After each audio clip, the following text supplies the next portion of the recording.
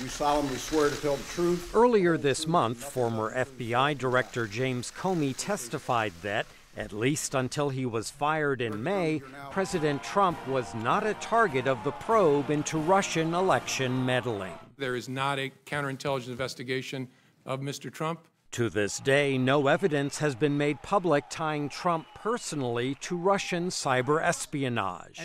But Special Counsel Robert Mueller reportedly has expanded the Justice Department's investigation to examine possible obstruction of justice. Comey testified that the president asked him to end one facet of the probe before abruptly dismissing him. He was asking for something and I was refusing to give it. I take the president at his word that I was fired because of the Russia investigation. Trump's legal team continues to deny any suggestion the president is under investigation, pointing to Comey's testimony nearly 2 weeks ago. The president was not under investigation as part of any probe into Russian interference. But in a recent tweet, Trump himself wrote, quote, "I am being investigated for firing the FBI director." In addition, he repeatedly blasted Mueller's probe as a witch hunt. The president wants to take down Bob Mueller.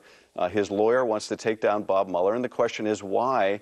And I think the answer is they want to lay the foundation to discredit whatever Bob Mueller comes up with. They're essentially engaging in a scorched earth litigation strategy that is beginning with trying to discredit the prosecutor. The president's defenders say Trump has every reason to be exasperated. Trump sits there and says, let me get this straight. I know I didn't do anything with the Russians. Comey has said 3 times I didn't do anything with the Russians. Nobody in Capitol Hill has any proof I did anything with the Russians.